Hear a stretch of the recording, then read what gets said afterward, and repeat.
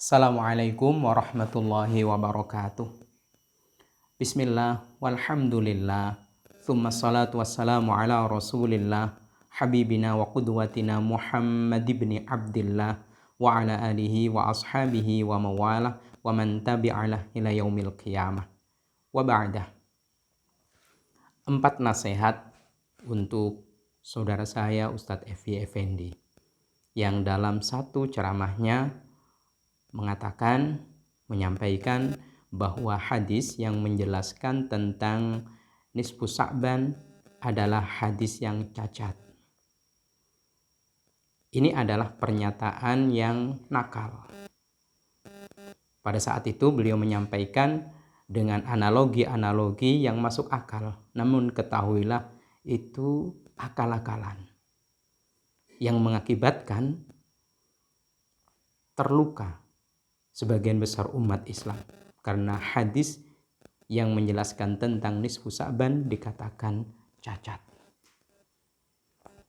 Nasihat pertama, bahwa hadis yang menjelaskan keutamaan nisfu Sa'ban, kalau dilihat di dalam kitab-kitab yang dirujuk, juga disampaikan oleh beliau Ustadz Evi Effendi, yaitu kitab Al-Albani. Beliau mengatakan sebagaimana berikut, bahwa hadis dari sahabat Mu'ad bin Jabal dari Nabi SAW,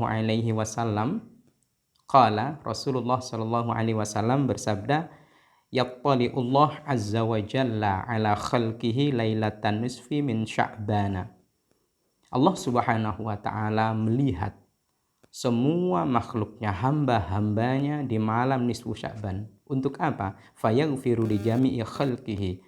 Kemudian Allah mengampuni semua hamba-hambanya di malam itu. Illa li musyrikin, kecuali orang yang musyrik menyekutukan Allah, au musyahidin, atau orang yang bermusuhan. Hadis ini diriwayatkan oleh Imam At-Tabarani dan diriwayatkan oleh Imam Ibnu Hibban fi sahihihi, di dalam kitab sahihnya Imam Ibnu Hibban. Dari sini sudah sangat berbeda. Beliau mengatakan cacat, tapi kata Imam Ibnu Hibban, beliau mengatakan sahih. Yang perlu kita nasihatkan kembali adalah, kalau merujuk kitabnya Syekh Albani, hendaklah komplit, lengkap. Bukan hanya kitab silsilah dhaif, tapi kitab silsilah yang sahih. Di dalam kitab silsilah sahihnya, Syekh Albani mengatakan, waqala hadza hadisun sahihun. Hadis yang menjelaskan tentang keutamaan nisfu Sya'ban itu sahih. Sahih. Dari sini wajar kalau kebanyakan mayoritas umat Islam terluka dengan pernyataan itu. Terlebih disampaikan dengan nada guyon dan candaan. Sekali lagi analoginya masuk akal, tapi sayang itu akal-akalan, sehingga membuahkan kenakalan. Nah, Syekh Albani mengatakan, ruwiya an jama'ati minas sahabah. Hadis itu diriwayatkan oleh sekian banyak sahabat, min turukin mukhtalifatin, dari berbagai macam jalan. Wahum, siapa saja yang meriwayatkan hadis itu? Mu'ad bin Jabal, sahabat Mu'ad bin Jabal, wa Abu Sa'labah al-Khushani, Abu Sa'labah al-Khusani, wa Abdullah bin Umar, sahabat Abdullah bin Umar, wa Abu Musa al-Ash'ari, sahabat Abu Musa al-Ash'ari, wa Abu Hurairah, wa Abu Bakar as-Siddiq, wa Auf bin Malik, wa Aisyah. Maka beliau mengatakan sahih. Nah, dikatakan cacat karena melihat dan membaca hadis silsilah yang dhaif. Tapi silsilah sahih tidak dibaca. Maka lengkaplah kalau membaca dan mempelajarinya. Kalau saya gambarkan, ibarat ada satu masjid, lalu kemudian untuk menuju masjid tersebut ada 2 jalan. Ternyata jalan yang satu buntu atau macet, jalan yang satu lancar lempeng. Nah, orang yang menempuh jalan melalui jalur yang macet atau buntu itu jangan berkata, tidak sampai di masjid karena ada jalan lain yang lempeng. Nah, mungkin yang ditempuh adalah jalan buntu. Maka mengatakan cacat. Padahal ada jalur yang lempeng menuju ke sana. Lancar. Maka membaca kitab lengkap. Bahkan membaca buku itu harus lengkap. Jangan setengah-setengah. Agar tidak salah arah. Nah, nasihat yang kedua. Jika kemudian diyakini hadis itu dhaif, padahal ada hadis sahih. Syekh Albani pun mengatakan itu sahih. Di kitabnya Silsilah Sahih itu tentang hadis ini di jilid 3 halaman 135. Yang kedua, khawatirlah kalau mengingkari hadis sahih. Bertakwalah kepada Allah dan Rasulnya. Hadis riwayatnya sahih dinyatakan dhaif oleh seseorang yang tidak punya kapabilitas sekalipun tentang ilmu hadis.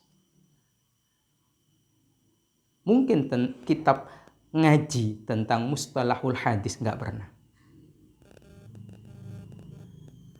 Khawatirlah kalau mengingkari hadis-hadis sahih, termasuk hadis tentang nisfu Sya'ban. Saya ingin mengajak bertaubatlah kepada Allah Subhanahu wa taala. Berhijrah jangan salah arah. Kalau salah arah bisa jadi gang buntu atau jalan yang macet. Sehingga kemudian orang-orang yang menempuh jalan yang lurus, yang lempeng menuju tujuan, jangan terluka oleh orang-orang yang menempuh jalan macet atau jalan buntu itu. Nasihat ketiga. Jangan berlebihan overconfident. Jangan overconfident. Terlebih ketika menyampaikan sesuatu yang tidak ahlinya. Kenapa? Untuk mengatakan dhaif, bahasa kakunya cacat tadi, itu ada ahlinya. Kalau kualitas kita, jenengan termasuk sampean itu mungkin ya memotivasi, mengajak, menyeru, bukan untuk mengklasifikasi hadis. Maka kalau overconfident menyampaikan semua, padahal tidak semua dikuasai, yang terjadi adalah menyakiti. Yang terjadi adalah mendistorsi, menganggap hadis sahih cacat. Ini tidak bagus. Yang terakhir, yang keempat, nasihat saya. Jika kemudian nasihat itu disampaikan di banyak orang, di kalangan milenial yang menjadi jamaahnya, lalu mereka menelan mentah-mentah, menelan bulet-bulet, apa yang terjadi? Mereka kemudian membabi buta, menyalahkan orang-orang yang mendapatkan kemuliaan dan meraih kemuliaan di malam nisfu Sya'ban. Andaikan orang tuanya melakukan itu, orang tuanya kemudian dituduh paling tidak berprasangka, orang tuaku mengamalkan hadis yang cacat. Lalu kalau itu adalah sebuah dosa karena menuduh orang tuanya mengamalkan hadis cacat, siapa kira-kira yang bertanggung jawab di hadapan Allah Subhanahu wa ta'ala? Maka sekali lagi beristighfarlah, bertaubatlah. Mari ke jalan yang lurus dan terarah. Jangan sampai hijrah salah arah. Jalan hijrah itu ihdinas siratal mustaqim. Menjadi orang baik tidak harus merasa paling baik. Menjadi orang benar tidak harus menjadi merasa paling benar. Tujuan kita mengkaji dan mendalami ajaran-ajaran Rasulullah adalah untuk menjadi orang baik. Bukan menjadi orang yang merasa paling baik. Lalu kemudian menyalahkan sana sini, menyakitkan hati orang di sana sini.